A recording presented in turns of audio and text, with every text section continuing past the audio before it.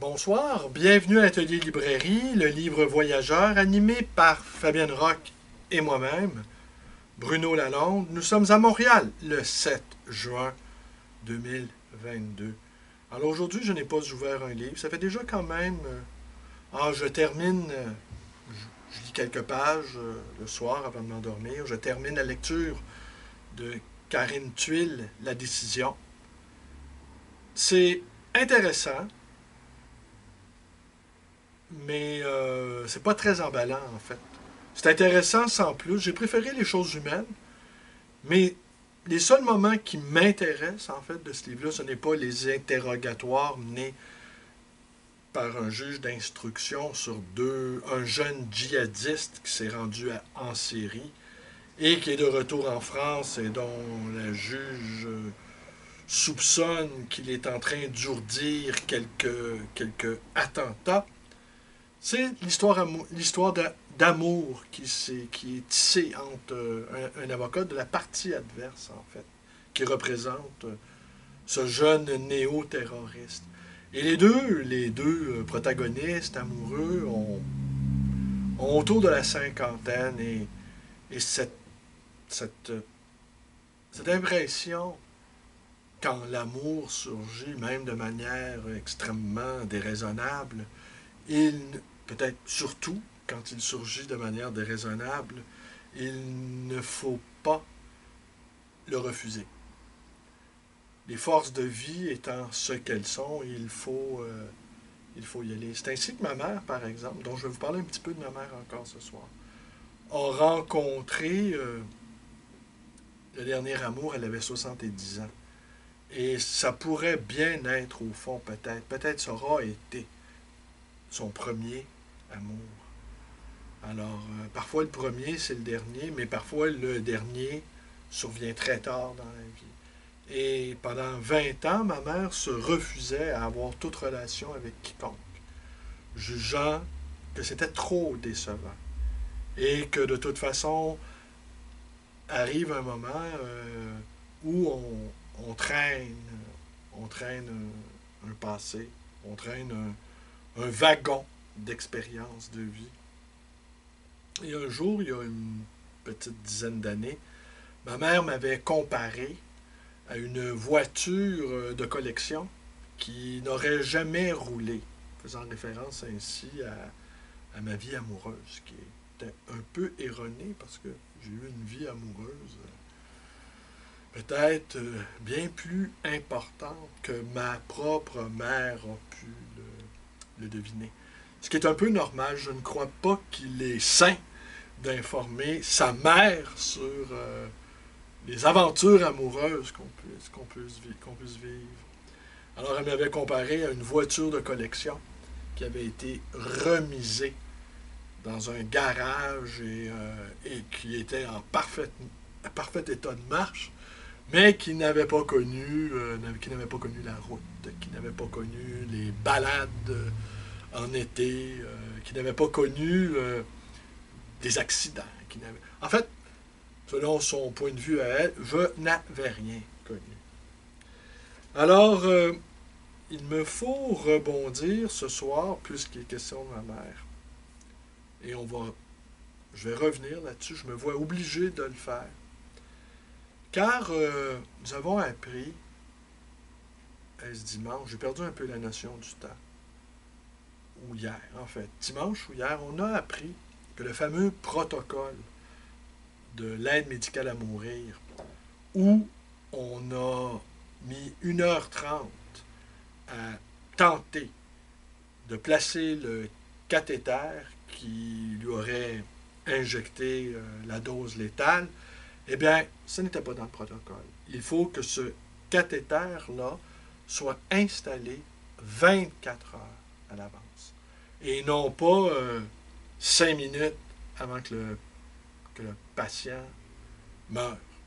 Alors, ce premier accro au protocole a suscité l'étonnement d'une personne qui collige des informations de tout ordre sur cette pratique.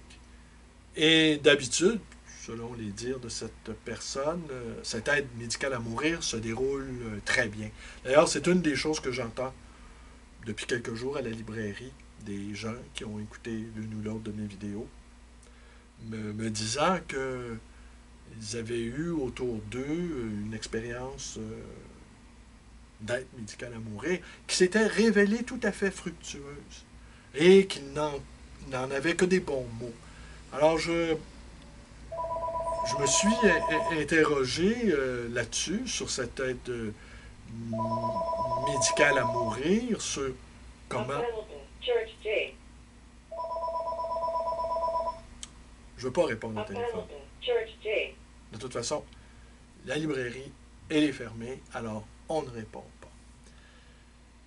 pas. Pas en dehors des heures d'ouverture tout de même. Même si j'ai déjà eu l'idée d'offrir un service de librairie de nuit.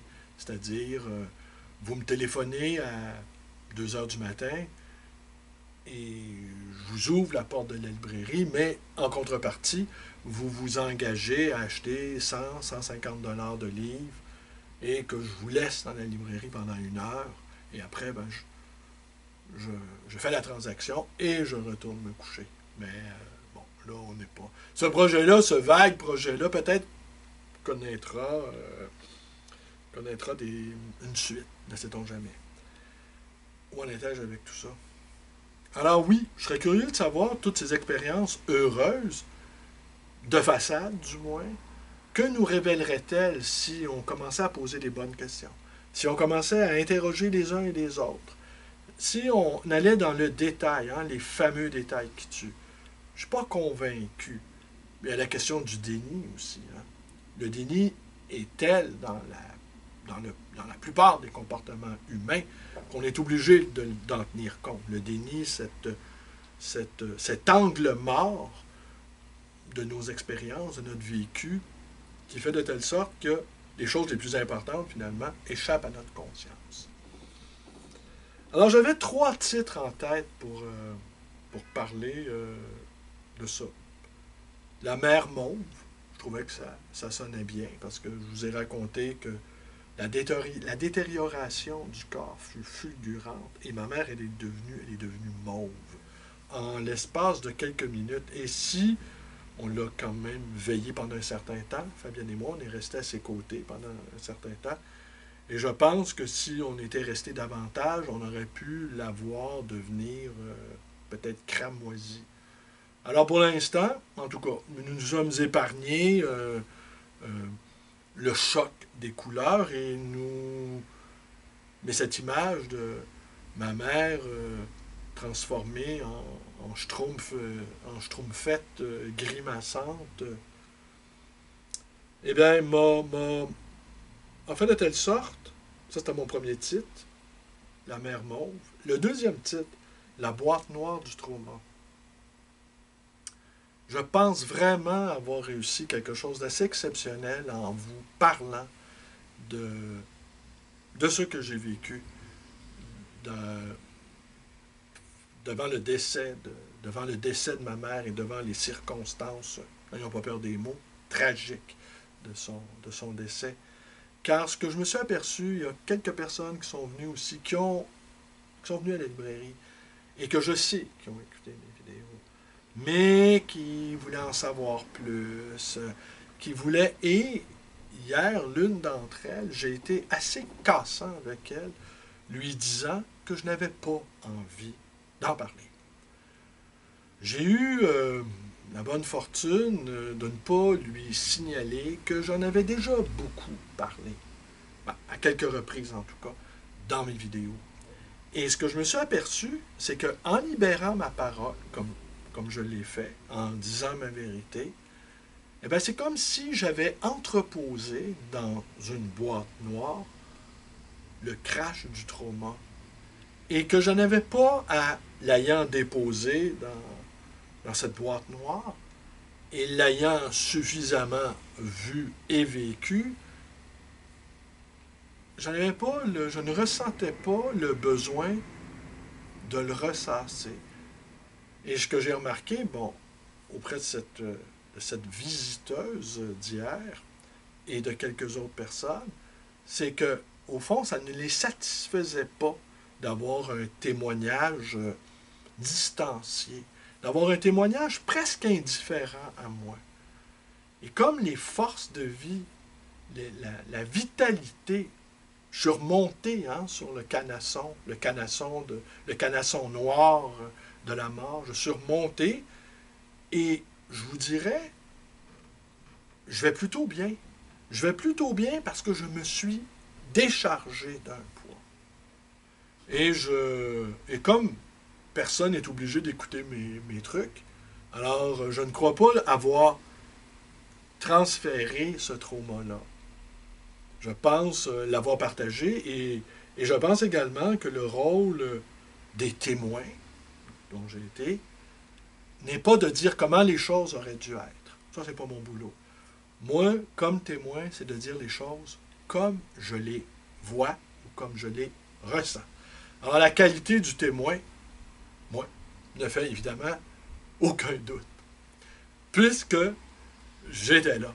J'étais là et j'étais saisi d'effroi, saisi de dégoût. Bon, je l'ai dit assez, je ne vais pas le répéter, mais ça a eu cet effet-là sur moi. J'ai déposé ma parole dans une boîte et cette parole, elle est enfermée dans la boîte. Donc, j'ai survécu au crash, j'ai survécu au trauma, il n'y aura pas de trauma, mais j'ai fait à la fois aussi exercice de pédagogie, bon, comme certains me l'ont dit, tant mieux, mais c'était pas ça le but. C'était un but de me soigner, moi. Et honnêtement, après 12 jours, ou 11 ou 12 jours, 12 jours après le décès de ma mère, force m'est de constater que je me porte plutôt bien. Alors hier soir, bon, la vidéo d'hier, on aura remarqué, Michael, que mes talents de vidéaste laissent extrêmement à désirer. Mon nouveau bidule que je commence à entraîner un peu partout avec moi. Ce qui est assez amusant de se promener. Ça, c'était la première fois que je faisais une vidéo non pas d'une transaction, parce que la nature de cette transaction, c'est qu'on libère l'espace. Mon collègue René et moi. Et bien, l'immense majorité des livres vont se retrouver dans quelques organismes caritatifs, car ni lui ni moi ne pourront les revendre. Car, comme vous l'avez entendu, si vous avez écouté la vidéo d'hier, l'homme qui était propriétaire de ces livres était atteint d'une maladie dégénérative, l'Alzheimer, si ma mémoire est bonne, si ma propre mémoire est bonne. Et il était atteint de ce qu'on appelle le complexe de Diogène, c'est-à-dire il accumulait.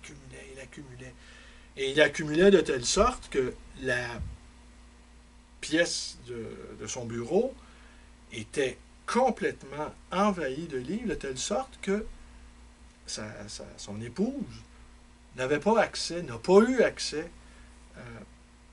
aux fenêtres de l'appartement depuis 22 ans. Alors je pense que, parce que René, on y retourne demain, on va faire ça un rythme comme elle attend depuis 22 ans. On peut, mais on va quand même la libérer assez rapidement de cet espace. Et elle pourra enfin, après 22 ans, faire venir quelqu'un qui va nettoyer les fenêtres, ouvrir la fenêtre, entendre les oiseaux, recevoir la lumière de l'extérieur. Et cet homme, bon, accumulait des livres. Elle me racontait que quand il a commencé à vouloir glisser des livres sous leur lit conjugal, eh bien, elle s'y est opposée. Le dessous de lit conjugal était sa limite. Et oui, et les gens, les médecins qui ont eu à évaluer son cas, lui ont confirmé que ce syndrome de Diogène, au fond, était les premières manifestations de sa maladie dégénérative. Elle me racontait également que le concierge du petit immeuble dans lequel il loge l'avait averti de ne plus glisser des livres sous la carrosserie des voitures des voisins. Alors, vous imaginez un peu les voisins qui... et puis, l'appartement est au troisième. Alors, vous imaginez les voisins, leur étonnement de retrouver des piles de livres sous leur voiture. Et le danger que ça pouvait représenter également. Alors, le concierge a fallu qu'il l'avertisse. Et il l'avait à l'œil aussi. Et après, bon, j'ai confié à cette dame que ma mère était décédée. Et elle m'a demandé en quelles circonstances, selon l'usage. Je lui ai dit, et très succinctement, je lui ai dit que l'aide médicale à mourir n'avait pas bien fonctionné.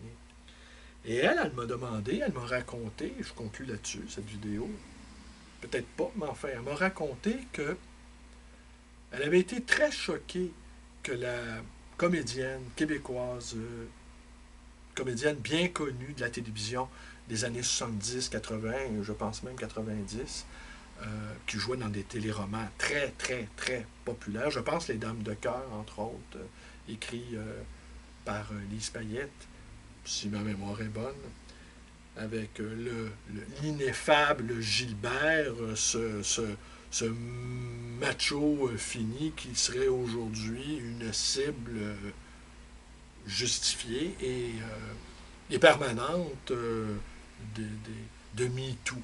Mais déjà, Gilbert, et on voyait toute la tromperie, la rouerie de Gilbert, mais en même temps, il y avait peu d'hommes très sympathiques dans ce téléroman.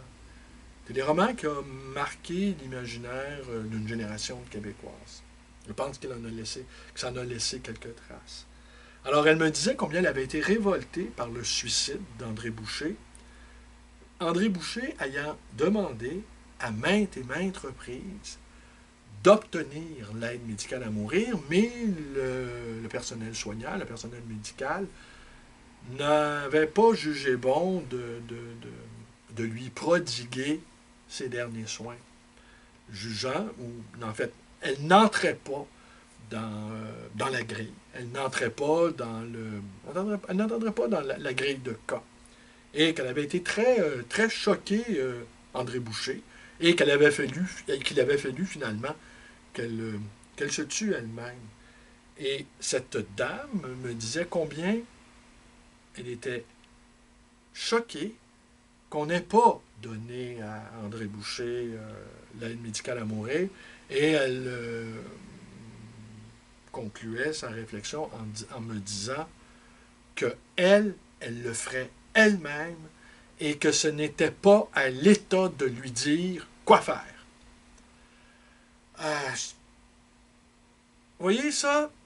Cette aide médicale à mourir qui commence à infuser dans les esprits, on peut se révolter aussi de ne pas l'obtenir.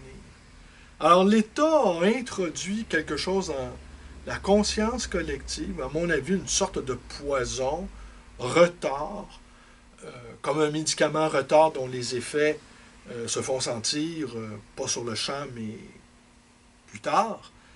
Et j'ai l'impression que cette aide médicale à mourir est en train de... Donc, je vous disais, est en train d'infuser, est en train d'envahir les esprits. Et là, ce n'est plus l'indignation, n'est pas... c'est épouvantable de faire une chose pareille. C'est épouvantable que je n'y ai pas droit. Alors,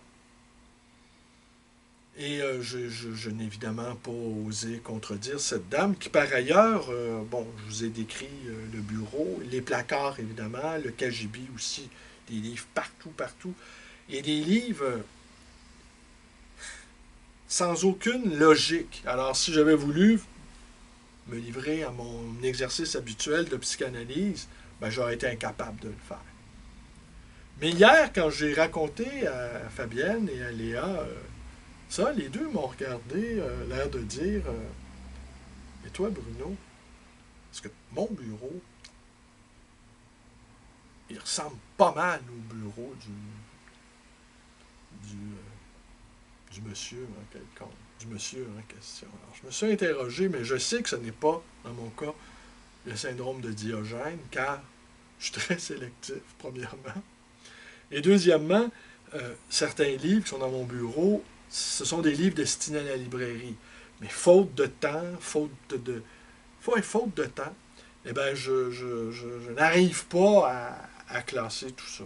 Alors, je peux avoir envie de dire, mais évidemment, philosophiquement, c'est plate, c'est malheureux qu'on fasse de Diogène un symptôme psychiatrique, quand au fond, Diogène, c'est un grand philosophe. Alors évidemment, dire que, oui, atteint du syndrome de Diogène ou se réclamer de l'école de Diogène, ce sont deux choses tout à fait différentes. Mais personnellement, moi, je me réclamerais bien de, de, du philosophe chien qu'on appelait Diogène. Je m'en réclamerais bien volontiers. Mais mon amour des livres et même mon amour du confort, je ne dis pas du luxe, du confort, des bains chauds, des bains aromatisés, du champagne de temps à autre, et autres bonheurs et plaisirs de l'existence, je m'empêche de devenir tout à fait un adepte du cynisme. Alors voilà. Alors j'hésite. Trois titres. La mère mauve, la comédienne suicidée, apôtre de l'aide médicale à mourir, au paradoxe. L'homme qui glissait des livres sous la carrosserie des voitures. Ça, me semble, c'est un titre. L'homme qui glissait des livres sous la carrosserie des voitures. Oui, il y a la boîte noire du trauma aussi. Alors, vous voyez, quatre titres. Quatre titres. Vous êtes obligé de faire un choix. Alors, une fois cette petite vidéo conclue, eh ben, je vais la téléverser sur ma chaîne YouTube. Et j'hésite. J'hésite. Parce que, bon, la mer mauve, c'est un peu glauque, ça, je l'admets. La boîte noire du trauma, c'est peut-être un peu trop personnel. La comédienne suicidée, apôtre de l'aide médicale à mourir, ça relance et il n'y aura pas de polémique. Ça là-dessus aussi.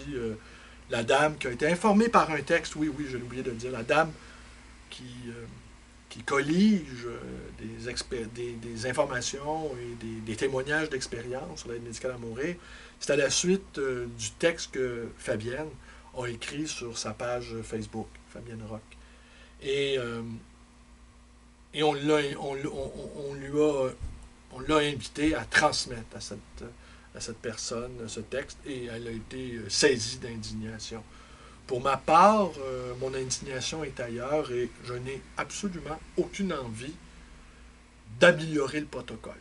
Ouais. Moi, et je n'ai même pas envie de témoigner, je n'ai pas envie d'avoir des excuses de l'hôpital, je n'ai pas envie d'être là. Vous comprenez? Je considère, j'ai dit ce que j'avais à dire, je vais plutôt bien, et en plus, je dois aller bien. Je dois aller bien pour ma femme, je dois aller bien pour Léa, je dois aller bien pour les gens qui me font l'amitié de venir m'interrompre dans mes lectures, de venir plutôt se greffer à mes lectures dans la librairie. Je le dois à la vie, je le dois à la mort même d'aller bien. En fait, je le dois à tout ce qui existe d'aller bien. En fait, aller bien, c'est une sorte de courtoisie minimale qu'on offre à ses semblables. Et finalement, l'homme qui glissait des livres sous la carrosserie des voitures, c'est un titre énigmatique, plutôt humoristique, même si le fond de l'affaire est plutôt tragique. C'est lui, c'est lui qui aura, c'est lui que choisira ce soir. Qu'est-ce que je vous dis? Je vous dis à demain.